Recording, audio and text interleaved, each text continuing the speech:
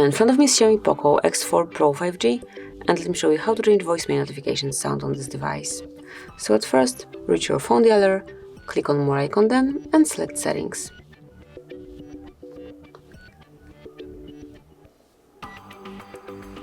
Then select Voicemail and reach Notifications.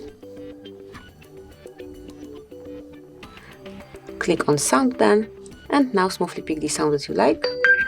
Click on Apply. Tap on OK to confirm. And that's it. As you can see, it has been done. So that would be all. This is it. Thank you for watching.